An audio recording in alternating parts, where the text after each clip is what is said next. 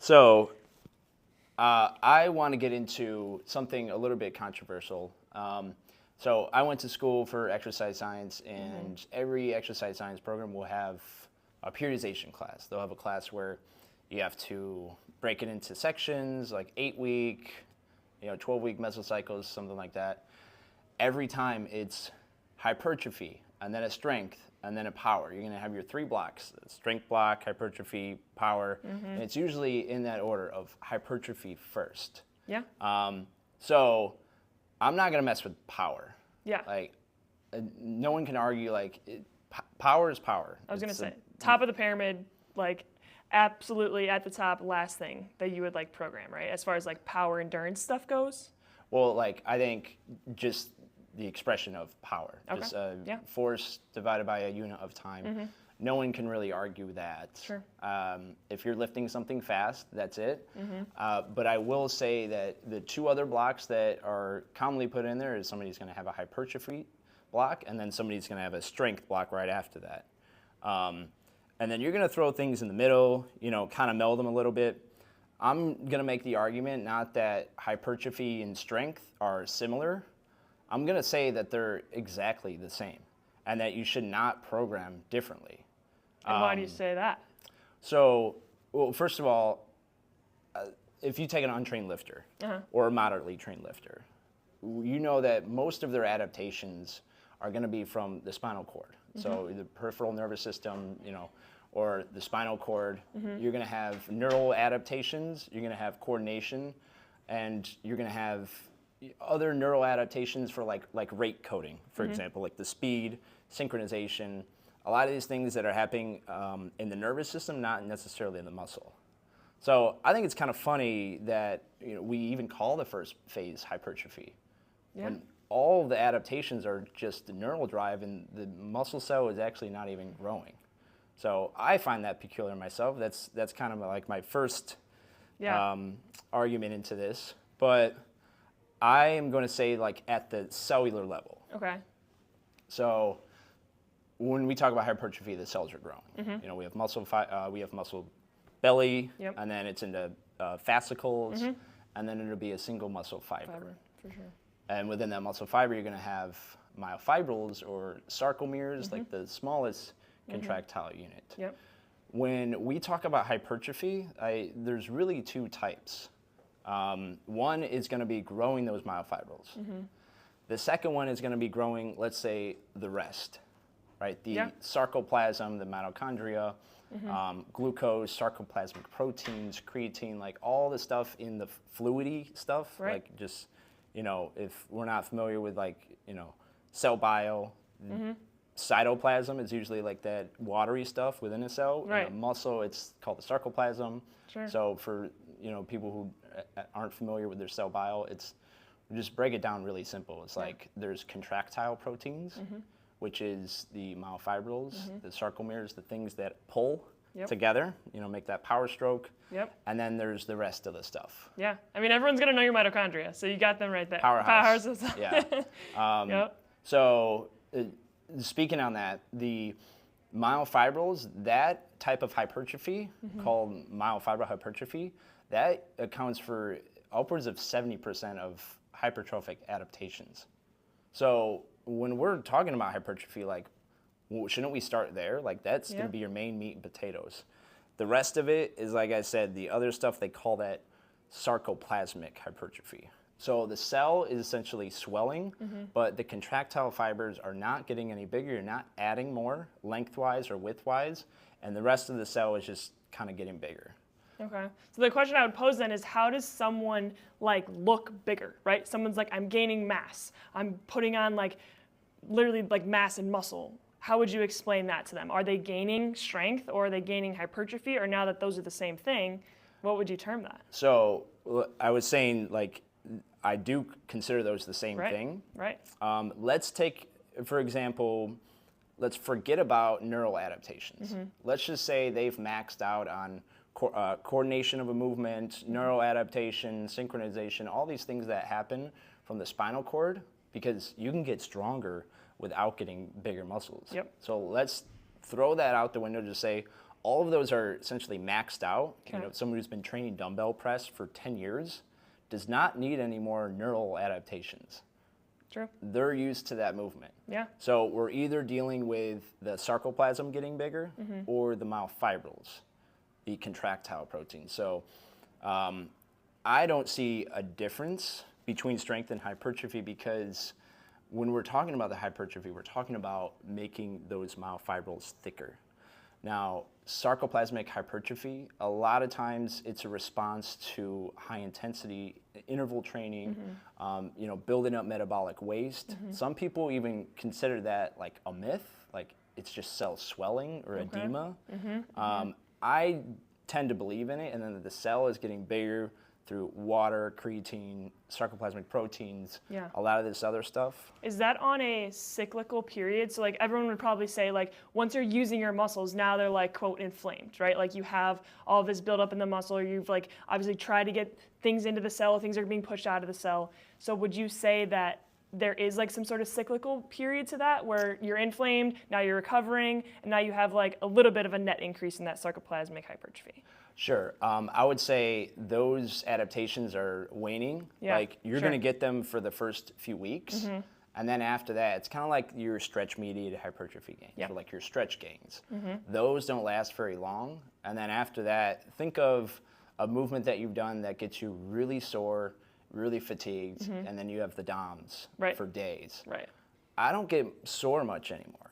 And like I'm probably maxed out on sarcoplasmic hypertrophy for until I stop training again. So I think detrained individuals, newly trained individuals, I think they're going to get those adaptations early. Once those have been achieved, we're just dealing with working on the contractile proteins. So adding new sarcomeres, either in length or in width. So back to, because I'm a little long-winded on this, the reason I say those two are the same is because when you make a muscle bigger by adding new contractile proteins, I mean, if you think of the human muscle as ropes, if you're adding more ropes, those are going to be able to contribute to more force. Yeah. So if the muscle is getting bigger and it's adding new contractile proteins, I got stronger. True. I don't see a difference where, you know, adding new contractile proteins, but I get weaker. That doesn't make a lot of sense. So to what you're saying, like the only way that I would give the opposite side credit, which I think there is some credit, is sarcoplasmic hypertrophy is a real thing. Yeah. And you're not getting strong. You're not adding new contractile proteins. And the cell is just essentially swelling with water and like some of those other proteins I was talking about. But I haven't gotten stronger.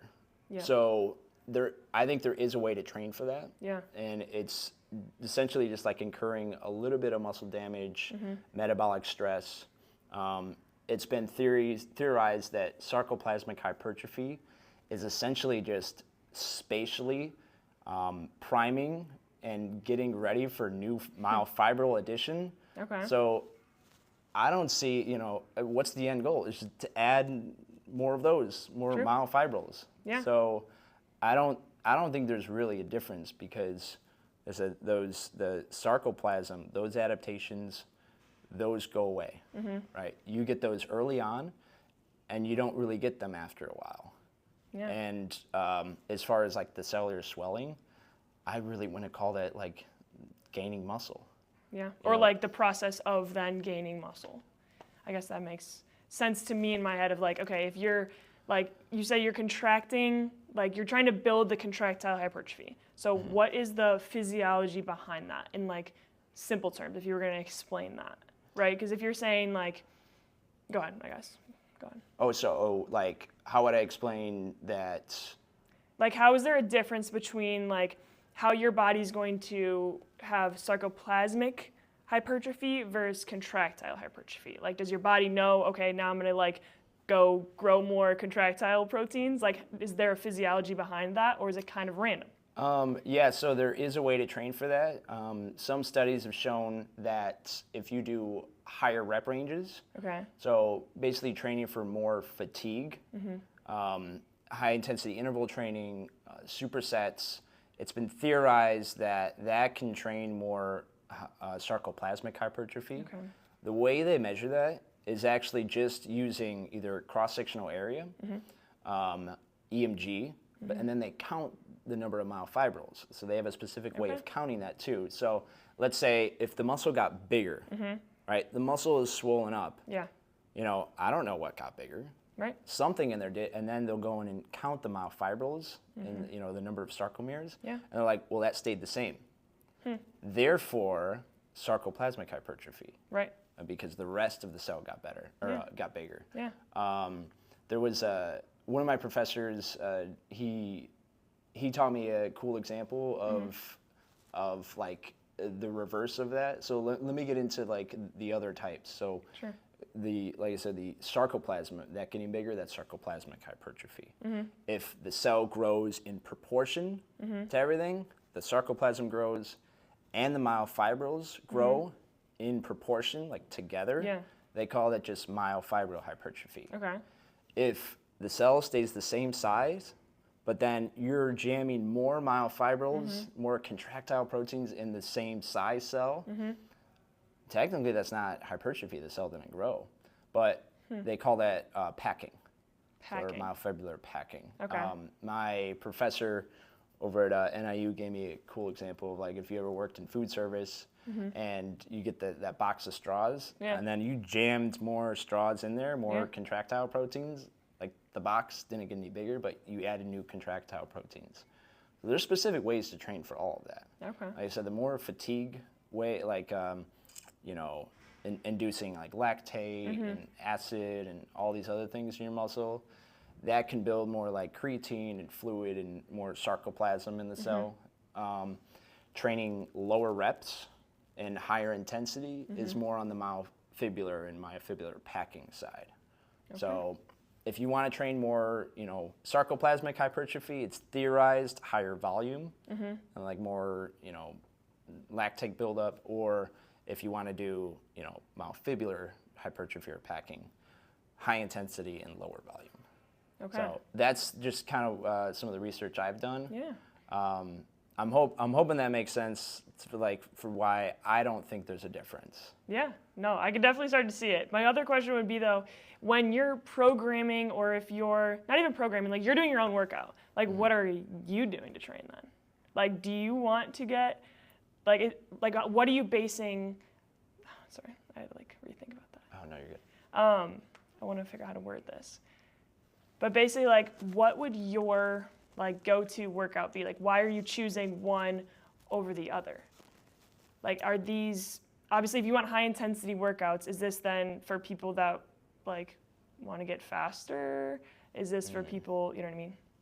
I would say lean towards the myofibular side. Okay. Because what do we need, like this extra weight, water weight? I mean, you can add a lot of water weight with creatine and glucose in the body, because water either attaches to those molecules themselves or through osmotic pressure, like they're going in, and you're just going to be heavy. Feel like bloated and yeah. Totally. So I would lean toward, like me myself, Yeah. I would lean towards like myofibular packing, where like I don't need bigger muscles. Like I want like stronger and quicker and more agile. Like, I want to be more athletic and I want to be strong. To me, that seems like dense. Like you're trying to be like dense, but at the same time, like you're what everyone would consider strong, right? Yeah, strong for your size. Right, strong for your size. Yeah, Agreed. I think bodybuilders is more like that sarcoplasm. Yeah. They don't care what the muscle does; they just care what it looks like. And then the athlete's kind of the more packing side. Yeah. I mean, does it make a difference, like how I program? Like I said, really just differentiating. When I'm programming my athletes, I do higher volume and I guess higher set volume, like not total volume throughout the week, just for neural adaptations. I want them getting used to the movement.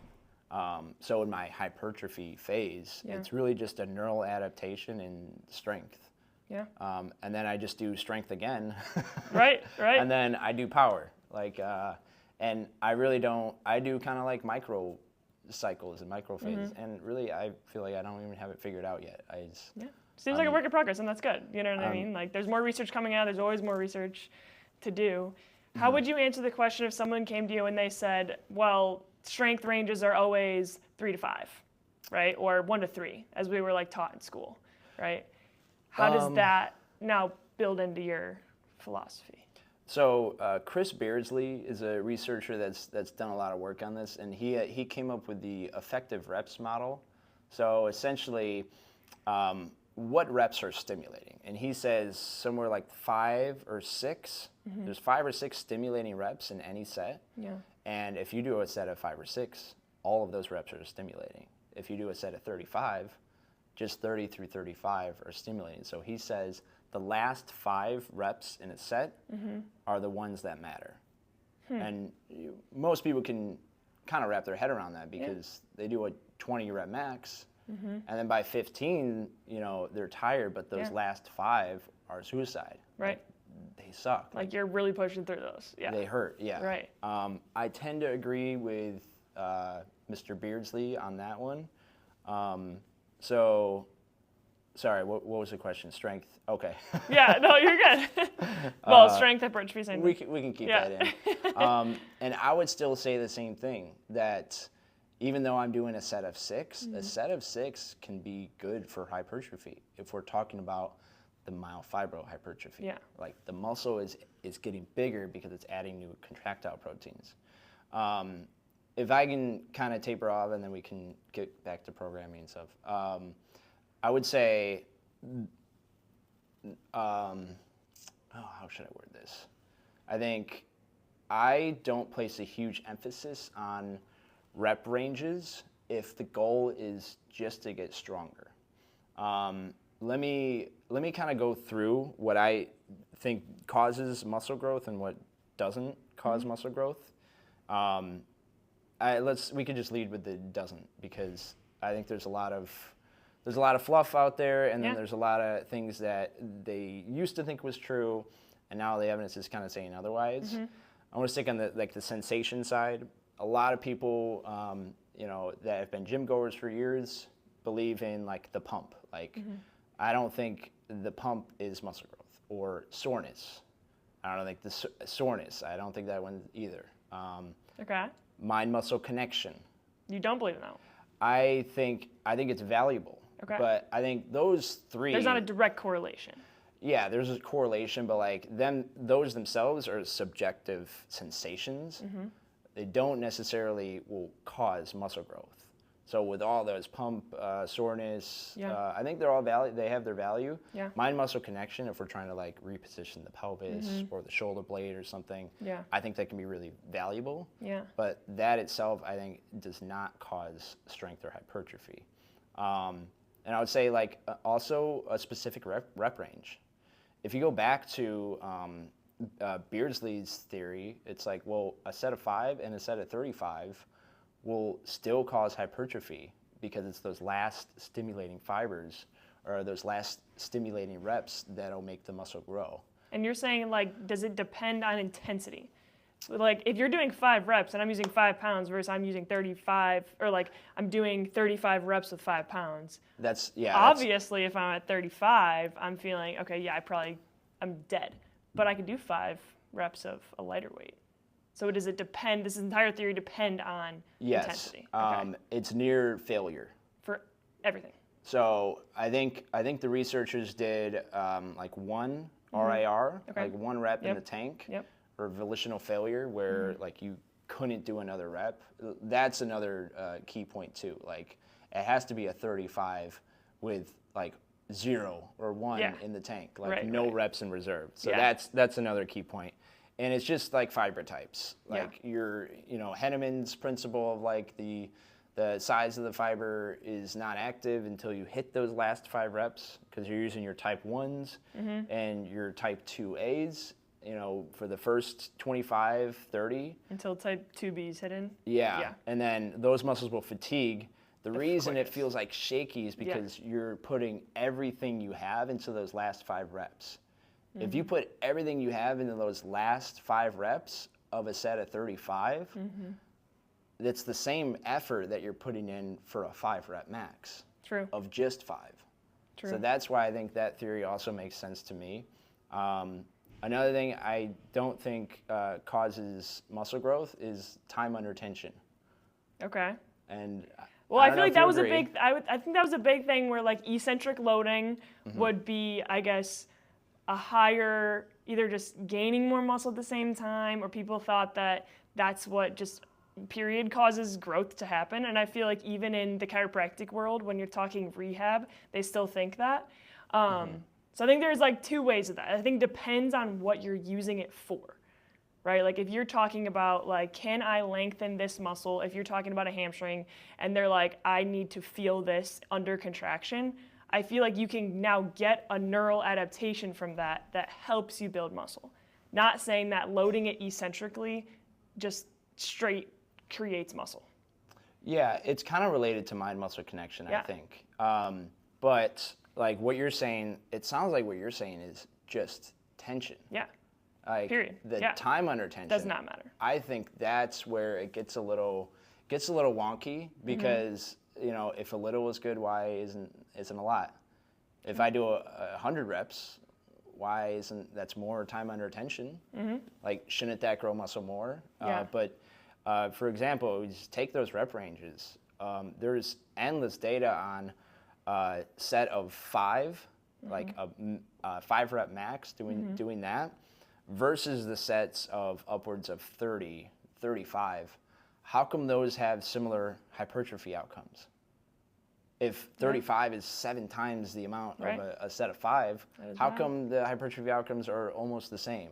If time under tension really mattered, then the highest number of highest reps would have, yeah. would actually matter. So I think it's mechanical tension Right. is what matters. Those higher threshold motor units, the type 2X, those training those, the ones that have the capacity to grow, I think that's what matters. And then equating volume as such. So like if you did a set of 35 and then those last 5 reps are really, really, really tough, Yeah. then you have to equate that for the same volume. Right. Last thing I would say does not cause muscle growth is micro tears. That's another one I think a lot of people get wrong. Yeah, that's true. And I will say that like if you tear your muscle, you have micro tears within the muscle, it'll repair. It will repair, and a lot of the things that we were talking about with the myofibrillars growing, so the contractile proteins growing, when you look at, if they look at certain byproducts like creatine kinase or some of these other metabolites that show that muscle grew, a lot of that is getting put towards repair. So if you do have micro tears from either damage or metabolic stress, you are growing muscle. But in the same way, if I cut through my skin and I'm bleeding, those repair processes are going to happen here. I'm not going to add new extra skin. I'm not going to have 10 times the amount of skin if I just keep cutting myself. True. I don't know if that analogy works. Yeah, I think so. But I guess how I learned it in undergrad at least was that like protein is now filling up that space, right? Like because we're eating protein, that now is growing muscle. That's true, but Okay. it's essentially just replacing what was lost. It's not adding new myofibrils or sarcomeres. Okay. Yeah. There's 2 studies, one from Brazil, Damas and Flan. The Flan one was from the United States, I think, where they test essentially muscle growth and what went towards repair, and then what went to addition of new contractile proteins. The groups that were doing like really damaging metabolic stress work, all of that protein and sarcomerogenesis and all that stuff was going towards repair versus adding growing muscle. So muscle protein synthesis does happen. But muscle protein synthesis can take place in the entirety of the cell, right? Is it in the mitochondria? Is it in the myofibrils? Somewhere floating in the sarcoplasm? Or is it going towards adding new contractile proteins?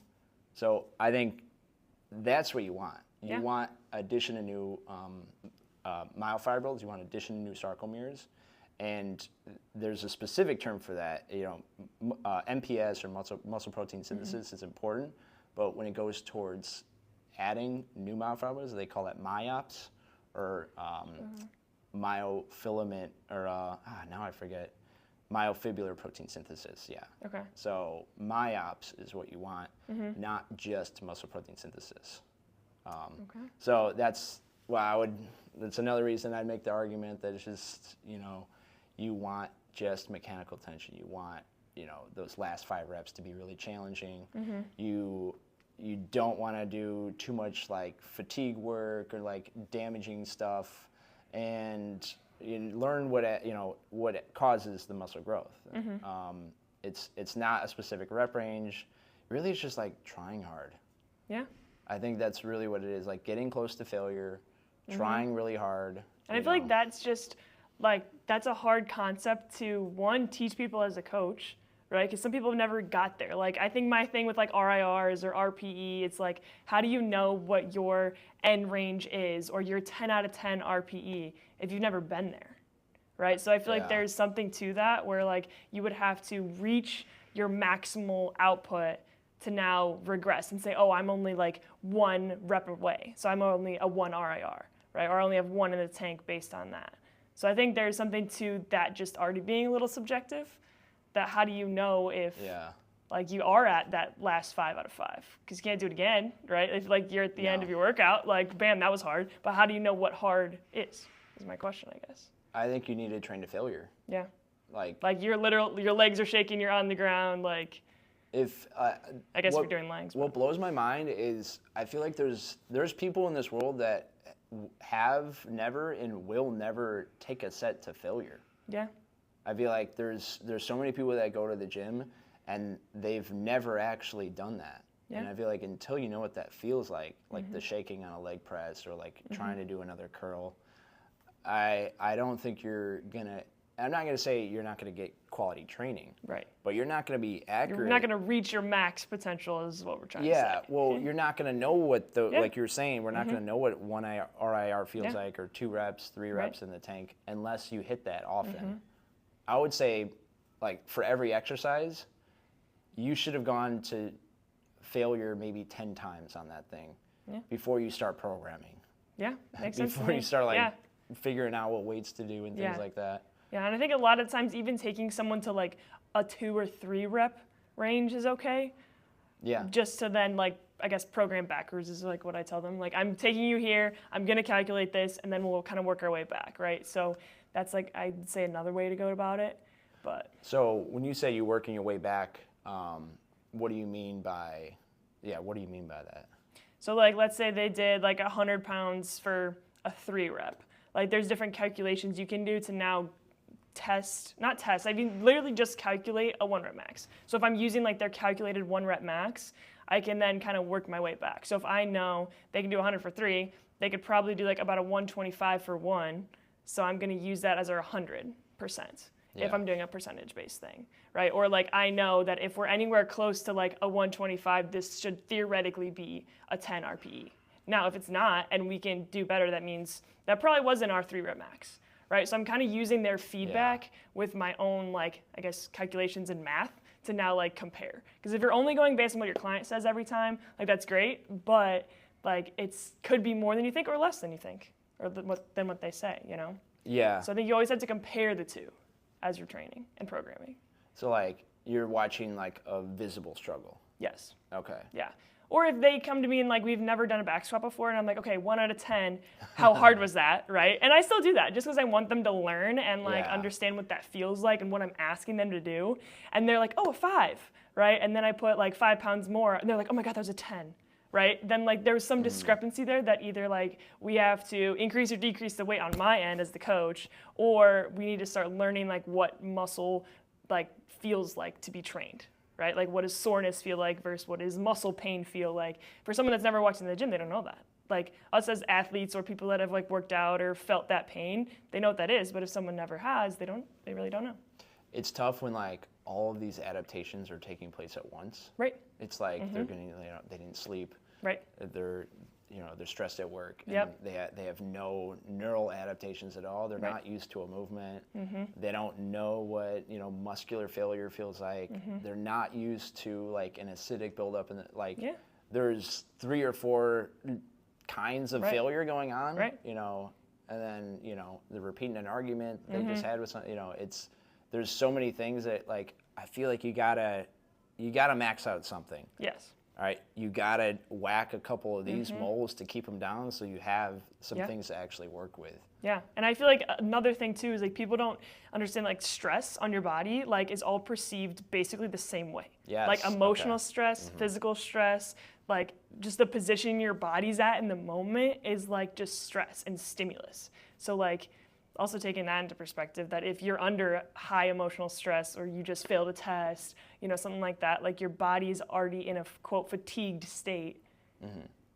Just based on that, not based on that you're trying to go for a 1 rep max and now you probably shouldn't because you're not going to get equal amount of output as if you were at 100% when you walked in the door. And I feel like sometimes that doesn't always add up. Like I've had terrible days, like stressfully, like and mentally, and like I had a really crap day, but then all of a sudden I hit a PR. Yeah, and my workout's great. Yep. So for some reason, like it doesn't always match up either. I agree. That's what I hate.